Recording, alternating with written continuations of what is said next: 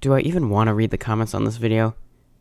Okay, I will, but try to limit the brain cells I'll lose for doing so to, 0. Okay, thanks. I'm gonna pronounce it Uranus because Uranus is just... no. Uranus, the 7th planet from the sun, an ice giant, the sideways planet. How much is it actually tilted by, though? Is it 82.23 degrees or 97.8 degrees? Cause is it rotated like this or like this? Well, as we can see, this planet starts an interesting discussion of axial tilts and the poles of planets. The International Astronomical Union defines a planet's north pole as follows. All the planets in the solar system orbit the sun at mostly the same angle, so from the top it looks like this, but if we look at it from the side, the planets are all at mostly the same level. We call this the invariable plane of the solar system. A planet's north pole is the pole on the same side of this plane as the Earth's north pole. So Uranus's north pole is this one, so its tilt is about 82 degrees. You can read this info dump as to how you could argue its tilt is 98 degrees, but I'm going to go with the IAU definition because I like it more and it's also more official, I guess. And so here we are, back in Roblox Studio once again, where I'm going to be rotating the things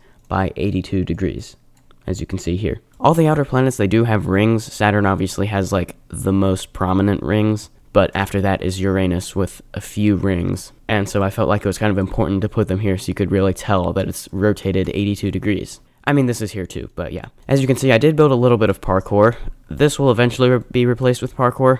This conveyor, along with all the other various temporary conveyors around here. Well, I did work on this a little bit, this first one I needed to do. But the parkour here will lead down to the bottom of the rings, which you'll ride up like this, and then into this elevator, which the elevator itself is going to be invisible in-game, but you will see these particles, so you'll just, like, go onto here. Instead of, like, riding all the way up there and, I don't know, skipping the entire floor or something. You get a quick safety net and some more jumps leading you over to the platform here. And so this is where the parkour we're going to be building in this video is primarily going to be located. There is going to be some on the moon Titania and some parkour leading to it. Right, and not confusingly at all or anything. Saturn has a moon Titan, Uranus has a moon Titania, and Neptune has a moon of Triton. Well, hey, just remember we park on a driveway and drive on a parkway. Like last video, I've made a few custom client objects off camera. Don't worry, they won't take as long to explain this time. I've made the max slope angle changer, and I've made the camera shake. We're going to start with the max slope angle changer, which what that means is if you go to your character model, humanoid, there's a property called max slope angle. This can be a value between 0 and 89. It's the maximum degree of an incline that your character can climb up. So if it's 89, this is tilted by 82 degrees, so I can climb up it. But if I set it to, say, 70, I can't climb it up, so it behaves kind of like a conveyor. Apparently I can still climb up it. The way I'm going to use that here is if you fall on the parkour, you'll, like, land on the side here, and you'll slide down. Now, apparently you can just jump up, which might be a problem, but I'm going to set it to 0. Yeah, that'll be fine, because there'll be slopes in the parkour, but it'll be set to 0 if you fall to here, where you can't jump up it. Okay, cool. So I just need to change that with a custom client object. So what it is it's a part with the client object bool value, invisible, so it's not visible in-game, the new max slope angle, so what it's going to be set to when you step on that, and the client object script, which is very simple. It just checks if it was a player that stepped on the part, and just sets their humanoid to whatever this thing is set to. The camera shake will make like a camera shake effect. Really surprising, I know. Here's what it looks like. Well, there are a few things I made you be able to change about it, but this is probably what I'm going to go with when I use it in this video. The way this one works is, hold on, let me go back in the game. Workspace, SharkNoob 2001. It's also a property of humanoid, which is nice because that means I don't have to do anything with like remote events like I did for the regen rate changer. Because right here, there's a property, a vector 3 value called camera offset. As you can probably guess, it's how much your camera is offset from, like, your character. As you can see, if I set the Y to 10, then my camera is now, like, 10 studs above my character, or where it would be normally. Now, the values I put inside here for how this is going to work is shake duration, shake intensity, and can reactivate. These ones are probably pretty self-explanatory, but can reactivate is whether or not the camera shake can occur again from the same camera shake part. That's not something in client objects. I guess maybe I could code it to like maybe button deactivated or something, but I figured since I'm making a custom client object anyway, why not just make it like I'm only going to be using it in this point in the tower where I want these things to only work once. You'll see later in the video. Basically, we end up using a for loop which will randomize the camera offset by a number based on what you have the intensity set to in all 3 directions with 0.05 seconds between each time it randomizes the camera offset. Then at the end sets it back to normal. We also have this variable called canRun, which is a debounce. I mean, what I've seen in most client objects is it just says db, but I think canRun is a little bit more logical, because like it says if it's true, then it can run. If it's not, then it can't. I mean, I did leave it as db on like this, but here, since we're doing a little bit more with the debounce than on other custom client objects, I just wanted to make it as least confusing as I could. The way this debounce works is that can run starts as true, so the camera shake can run. Then once you step on it, it'll be set to false, run the camera shake thing, then set it back to true. That's how it works in most client objects. But here, there's an extra conditional that has to be met in order for it to be set back to true. And that's that can reactivate must be set to true. So yeah, if it can reactivate, then can run will be set back to true, and you can activate the camera shake again. If can reactivate is false, then this won't be set back to true and it'll remain at false, and so can run, this won't be met, so this won't run. Both of these custom client objects are going to be used on this floor. Let's start by implementing the max slope angle changer. The parkour on this floor is going to be going up at this angle where if you fall, you'll land here and slide back down to the bottom. To make you slide back down, we are using the max slope angle changer. So I think 0.5 studs off of like here will work. And I won't have it go all the way to the bottom. That way, because there's gonna be another one to reset it back to 89 here. That way, if you like jump up a little bit, you won't like slide back down.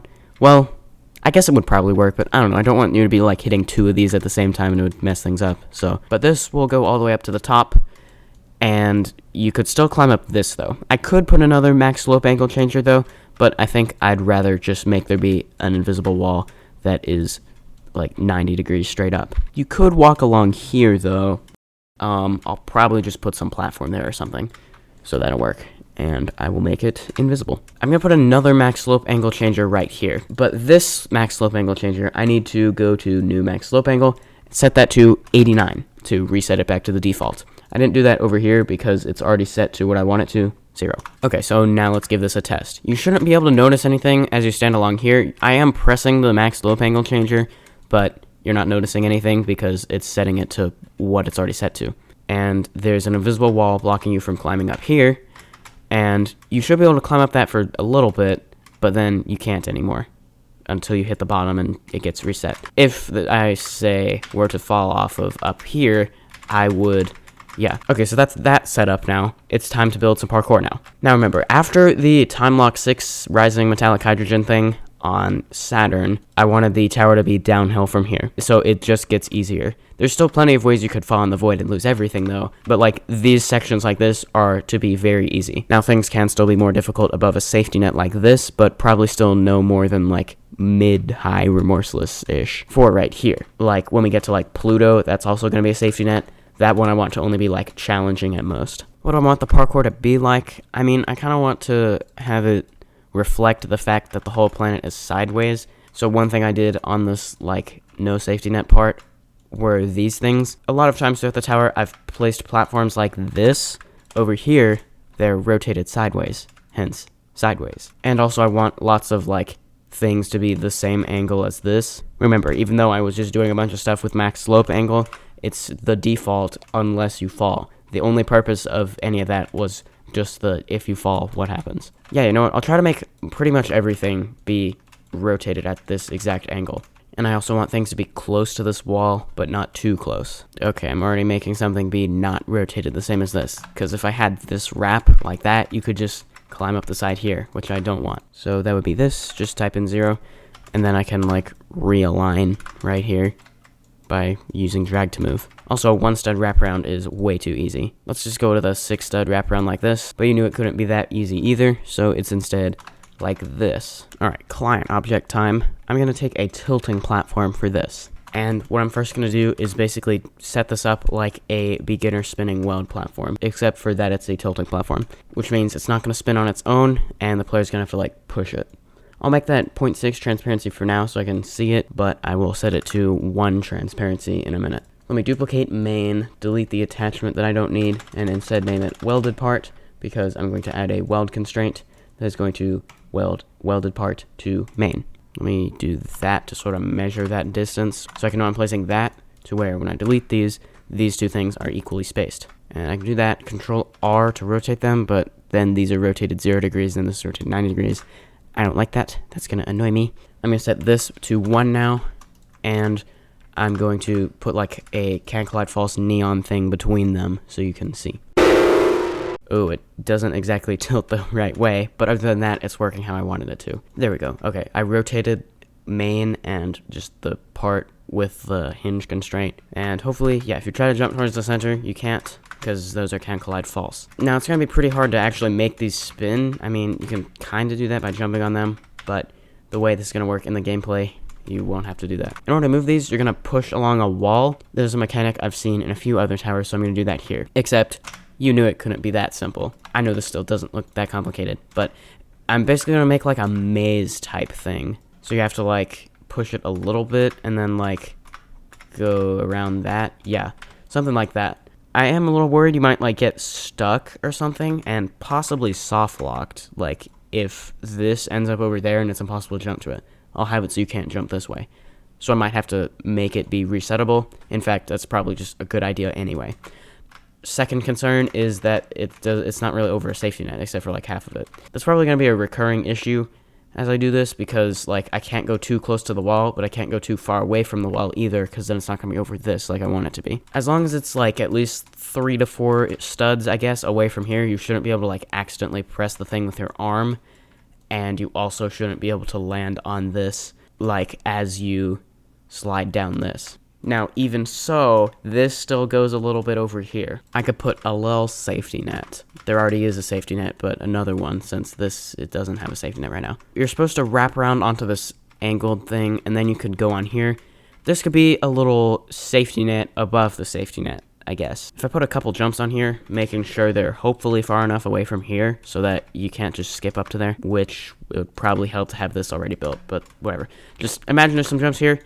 If you miss them, you'd land on this rather than down here and have to redo all this, which all this is like 5 jumps. Yeah, so knowing you could probably jump to that and I'll want the walls in place already, let me go ahead and build the maze first. That is priority number 1. Okay, here's what I built. I have not play tested it yet, so let's do that now. Uh-oh, that's not good. Okay, I'll make it be resettable in a minute, but for now, let's just pretend I didn't accidentally almost soft lock myself. I fell. That's great. So it's kind of like wraparounds. You do wraparound things until eventually getting to about right here where you can jump to there and jump up. Now, is it possible to maybe jump to there and shortcut? I feel like probably, so let me just do a little fix to that. Yoink. Okay, now let's make this resettable. Basically, to do that, I need to make that actually be a push box. So let me just take a push box spawn button. I'll decide where the reset button goes after I build the parkour like that leads up to it. But what I need to do is delete the push box and instead take this thing, the tilting platform, click parent right here and just click that. The whole model is now inside this button part. I don't want that. I just want it inside the push box spawn button model. Delete this client object because I don't need it. Rename this thing push box. So now this entire model is what's going to respawn when you step on that thing. And I need part, which is anchored, and I think main is not. Yeah, okay, part is the only thing that's anchored. So add a bool value, and I'm going to name that box anchor. I'm also going to uncheck don't spawn first, which is confusing because no, don't spawn first is off. So yes, it will spawn first. By spawn first, it means it is going to like already have spawned by the time you get here. It's not like you need to press this one time before the thing is there at all. Basically. And that should be all I have to do. So as you can see, I just loaded into the game. The thing is already here. If it were to spin into a soft lockable position, you could just do this and it'll reset it. Cool. With the walls now in place, I will build like 1 or 2 more jumps that lead over to here. Hopefully without making any possible shortcuts, which it doesn't look like there are any possible yet. Let's keep it that way. Gonna put a ledge there you want to jump to, and let's go with a rather thin ledge right here. Except I need somewhere with a reset button. I suppose I could just put a, like, 5x5. Wait, how big is this thing? 4x4, yeah, so 5x5 I think would be good. Off to the side here. I can rotate it a little bit. Let's rotate it on this axis too. What just happened? Why did it just like do that with my camera? That was weird. Oh no, guys, I accidentally just deleted the whole tower. Ooh, okay. This will look better when I add like a accent color or something. I do need a sign that says reset, so hold on. Let me go over to this thing that I built off camera. So if I just go to this and copy the surface GUI, which has the text label inside of that, and then hold Alt to select this and go paste into, and then find, we play a fun game called Find Which Face It Is, and there's really no way to know which one it is, so I just have to click them all until it works. There we go, it was right. Now it's turned the wrong way. I can just rotate it 90 degrees to fix that though, or actually by any angle I want. So let me just have the word reset be more facing towards where you're jumping from. New client object idea. If we have like a platform with like jumps on it, that like rotates between two different orientations. We're going to achieve this with a moving platform. A morpher could be a good option too, but not the way I want to use it here, where I just want it to alternate between two different orientations. Because you can actually make a moving part also rotate, because if you go to this, you have align position and align orientation. I don't exactly know how these work, but I assume align orientation aligns the orientation, and align position aligns the position. I know I'm the smartest person ever for thinking that. Basically, these, I think, are what makes the platform actually move, or is some step in that process. So if I rotate this, or rotate one of the positions rather, you can see the moving platform. When it goes to there, it is not only going to change its position, but also its orientation. Like that. So I'm going to have a platform, probably a little something like this. Then I can also take the other one and rotate it and position it probably like this. Yeah, and then also make sure the actual platform itself is the right size. Now, hopefully, that should behave how I want it to. There we go. All right, cool. Now, for the platforms attached to this moving part, that's exactly what they're going to be. I'm just going to use a weld constraint and weld them to it. To weld them, I think I can just make a part called welded platform, and delete that, and delete that, and delete that, and add a weld constraint, and set part 0 to that, and set part 1 to be that. So what I think I could do is like things like this, like spaced in different positions, so you have to like do things at the right time, like run across at the right time and at the right orientation it's at. It's not moving. It's because I forgot to unanchor these. Yoink. Okay, try that again. Hopefully in just a second it will do that. Cool.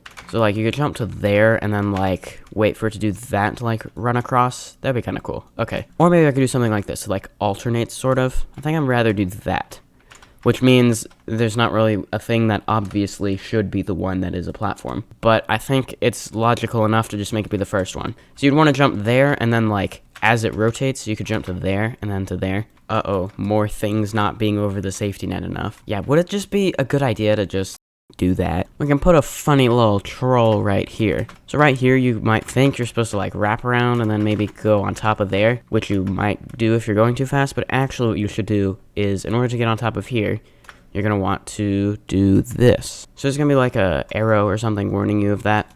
What I'm going to do is basically recreate the same thing, but like this, and just make this thing be can collide false. It'll still move the same along with everything else because it's still welded. Okay, now I've put a text label on here to make it be a sign with an X and then an arrow pointing that way to indicate you don't go that way. But making that reminded me of a very important part of this floor that somehow I completely forgot I was going to do up until this point. It's going to be a thing that happens a bunch of times throughout the floor, and it's okay that I forgot because I guess I want there to be a few like normal jumps before this starts happening, but I'll just move this later in the floor, so yeah. Basically, it's going to be like a bunch of jump scares. Nothing that'll make you lose any progress, but it'll be things like, for example, a can collide false platform, but with a teleporter right underneath it. And that is to represent the Magician, which is the name of Gustav Holst's movement for this planet in the Planet Suite. Let's put the first of them on this little safety net. There will be a can collide false section like this. And I guess to ensure you actually do fall there and don't just happen to jump for some reason, I could make an invisible wall like this, which will cause other problems that I will solve in a minute. This way, you have to fall down there to actually,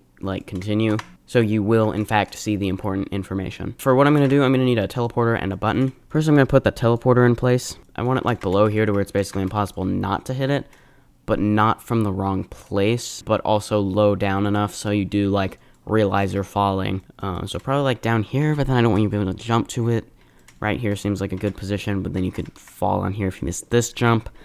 Okay, now I need a button. This I want to be invisible. I want to delete all the decals and the press sound effect and make it can collide false. After this happens, I want this wall to deactivate so it doesn't, like, interfere with the gameplay at all. but I also want it to, like, have text on the screen that says something. But if I make it be the same button that'll keep this deactivated indefinitely, then the text is going to be on your screen indefinitely. So I guess I'm going to have to use 2 different buttons. Since this is invisible anyway, make it some random color I'm unlikely to use anywhere. Let's make it this color. And this needs to be named button activated platform. Add a bool value called invert, so it is deactivated by the button. And also add ignore transparency. Then set it to be fully transparent. Now I'm going to duplicate this button. Oops, hold on, no. Select the whole model and duplicate that. And now select the part. Don't want to make it the same color as this, because then, since it's still a button, it would like activate things if later in the flow I want to make something be activated that is the color of that. Which I suppose is likely, depending on what I decide to do with these jump scare type things. Make it like a purple color. Then go to timer text and type what it's going to say on screen, which says, to represent the magician, this floor will be filled with traps like that. And however long I want that to be on screen, I need to set timer to, so let's go 6 seconds. Okay, let's give it a try. Looks like a normal platform, but then that happens. Oh, I don't want that there. One more time testing that. If you try to jump, that's not going to work. How sad. To represent the magician, this floor will be filled with traps like that. Whenever it shows text from a button like this, or the text like the timer on the button, it's always just the color of the button inverted. So in this case, that's green. Kind of like that as the accent color of the floor, actually. So I think I'll do that when I get to decorating it later. I spent some time building more of the floor. This isn't all the parkour, because there will, in fact, be more. At the end of the video, I'll play all this start to finish, but what you can see right now is probably a lot of these teleporters, which will be invisible during the actual gameplay, but sort of tell you where the various, like, jump scare troll things are. I will point out one of them right now. Time for a definitely not rigged quiz. Well, most of the questions are very easy, unlike the quizzes I put on my community posts, until, of course, you get to the edge. Until, of course, you get to the end. I can't really read this one aloud because that would ruin the joke. Well, both of these are can collide false. No matter which one you jump to, you'll get teleported over here. Oh noes, you missed the question. Now you must land 10 non-climbable, non-alignable 12.5 stud long jumps in a row with no safety net. How sad. But wait. A random pushbox spawner. I wonder what it does. If you spawn it, it'll spawn the pushbox there, and you can use this to determine that these things that you think were just there to indicate the, like, distance of 12.5 studs, they're actually can collide true. Well, until they're not, but there's just a teleporter, so yeah. And then that takes us up to this moving part thing I built earlier, and now what we're gonna do is a little bit more parkour, leading you over to Titania. How about I use some trusses here? I don't think I've used many, if any, on this entire floor yet. Now remember, I wanted it to be that on this thing, right here is can collide false. You're supposed to wait until it turns, and then you'll, like, go on top of this, since this will be at the top. Then I guess I'll just do a bunch of truss type things up to there. I don't know, that's kind of a long distance to be only trusses, but then a lot of it's going to be not over the safety net, so maybe I'll do some stuff similar to over here, which did have trusses actually, so I guess I could do that too. Let me put a platform right here, except that's actually going to be deleted in just a second. See, one of the various trolls were that kill bricks look like regular parts and regular parts look like kill bricks. So what I'm going to do is take this, which was that little stud over here, which is actually a kill brick in disguise. Another thing I did was using morphers to, like, do things like that. See how the platform just ran away? Or perhaps here, uh-oh, but then there's just a teleporter. Or, uh-oh, or, uh-oh. To make my life easier, I put this temporary, like, morpher template thing. So that's what this random, seemingly pointless stud is for. It's temporary, though. Oh, and we also can't forget the unmarked conveyors. That's always so funny. So you do that wraparound, but then you just get flung off of there. Well, there'll be a teleporter, but yeah. You know what, maybe it would be better to just make this be the whole conveyor.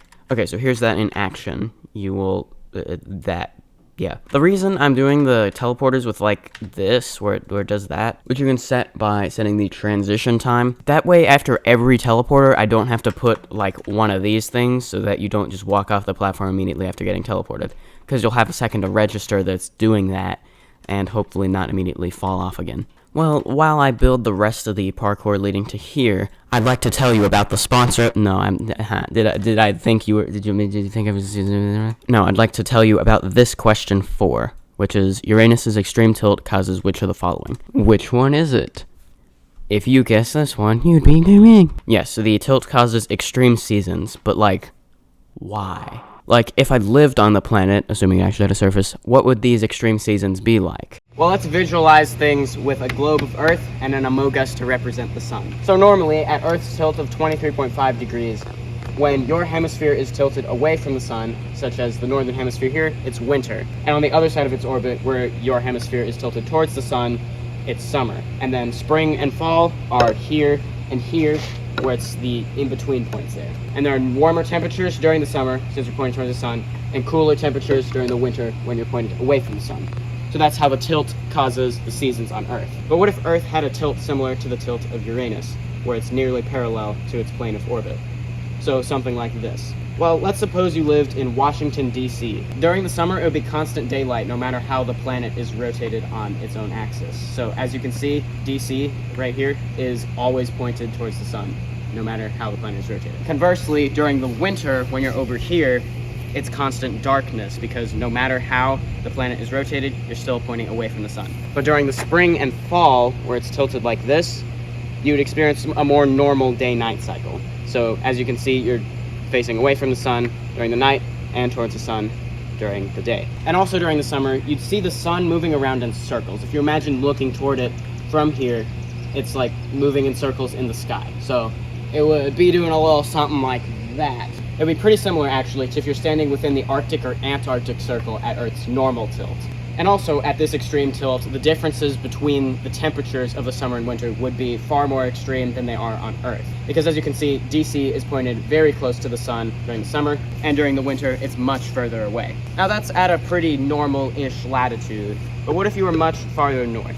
Like how about at Hazen Camp in northern Nunavut, Canada, which isn't on this globe, but it's around here. Here, the differences in temperature would be the most extreme, because during the summer, you're pointed very close to the sun, and very far from it during the winter. In terms of what you'd see if you looked up into the sky during the summer and winter, that would be pretty similar to DC. It would be constant daylight during the summer, but the sun would be making smaller circles in the sky because you're not spinning in as far, like as big of a circle here as you are at a lower latitude. But there's also a difference in the spring and fall when you're over here. In DC, remember, it was just a normal day-night cycle, more or less. There wouldn't really be a normal day-night cycle here, except for maybe like a day or two, depending on how far north you are. The farther north you are, the less amount of time you'd have that normal day-night cycle.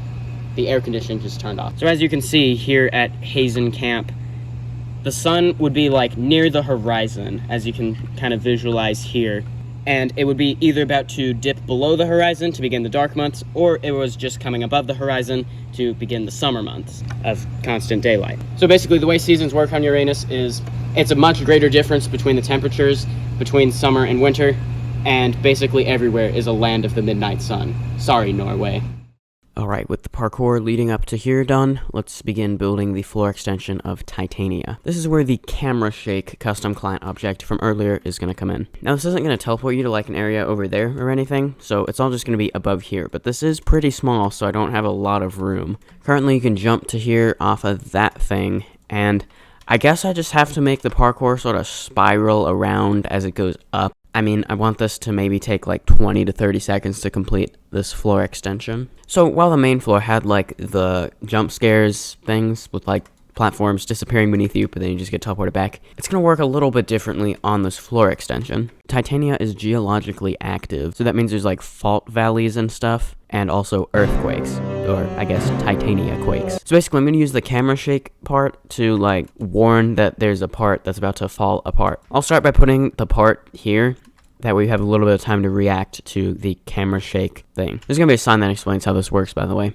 Anyway, we want the button. I would like you to not be able to just like jump over it, so I should probably just make it the same size as this, and position it probably like right here. That seems like a good spot. Now, unless I use multiple morphers, I don't think I can make this like break into smaller pieces. Like maybe this stud goes that way, whereas like this 2x2 goes that way.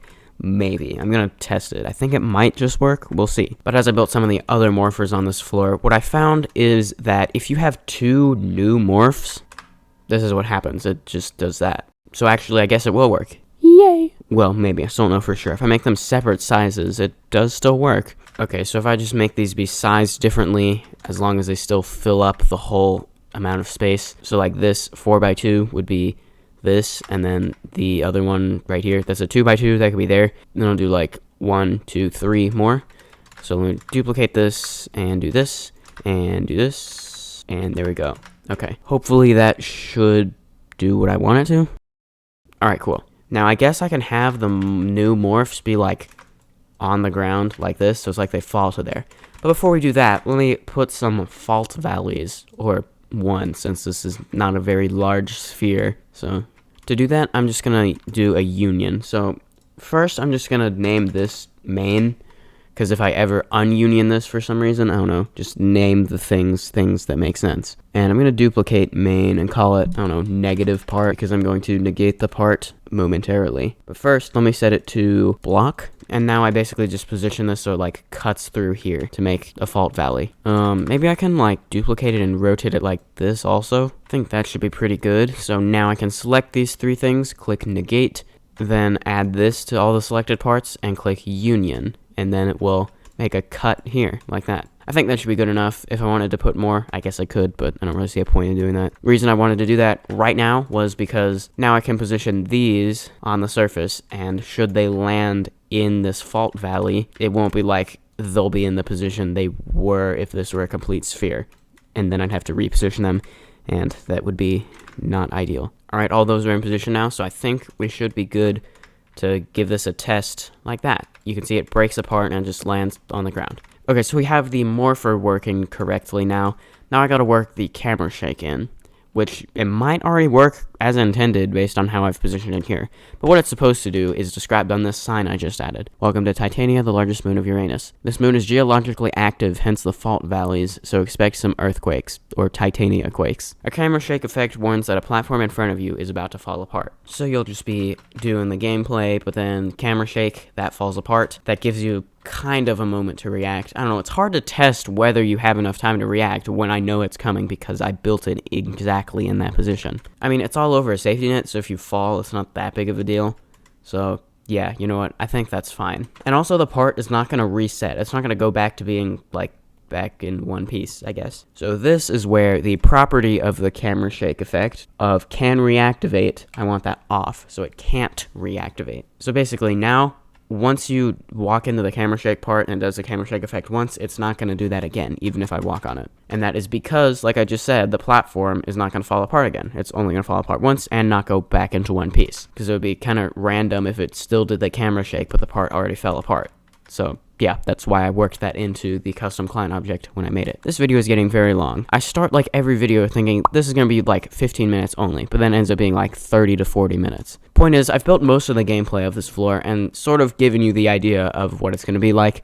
The rest I can do off camera and it's going to be pretty similar. There is one more thing I want to do before showing you what I've built so far, start to finish, and that is detail. Earlier I said I wanted the accent color to be green. I was going to do this color green, but then as I was deciding the RGB value of these button activated parts here, I decided I liked this as the accent color better since it's more bluish, which matches the planet itself and the rest of the parkour, and this brighter green will instead be the color of those buttons, or button platforms, and the button itself, I guess. So I guess I can actually just delete that. Let's see, I can add like a part like this, that's that color.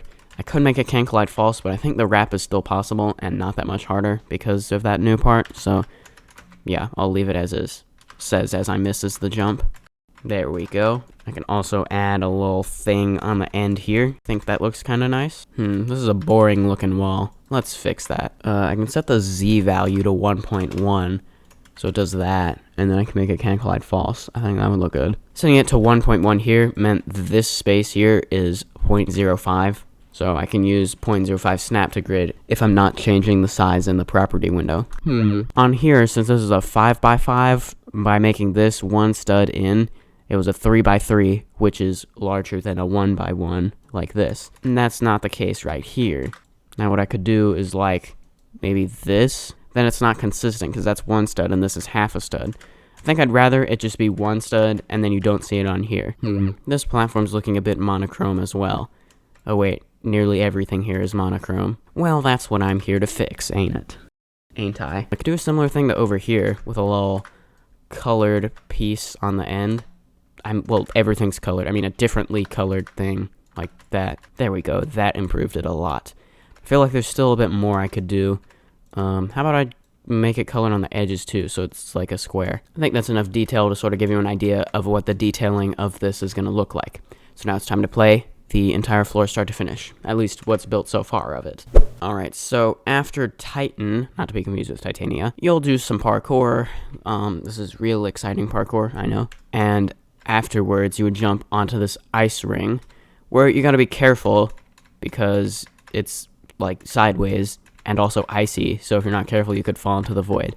So make sure you don't do that. But it's not completely sideways, so you can sort of stand on the side like that until you get to where these particles are, and it's an elevator that sends you onto this safety net. Now for a few jumps, you can enjoy some peace of mind, knowing that if you fall, it's no big deal. And I took that as a wonderful excuse to put an annoying ladder jump. And a 10-stud wrap, I think.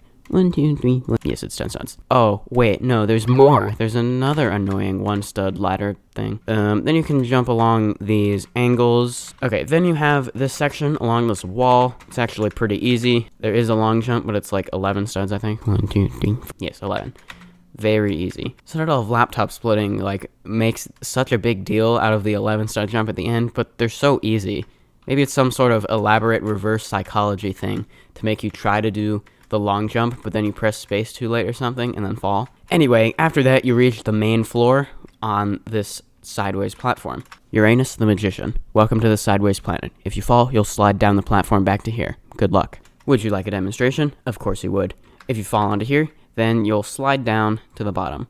If you hold space or try to like walk sideways, it might slow down how fast you reach the bottom, but will ultimately prove futile. You gotta wrap around there and an ice platform. I want to do more ice platforms on this floor, but I'll get to that.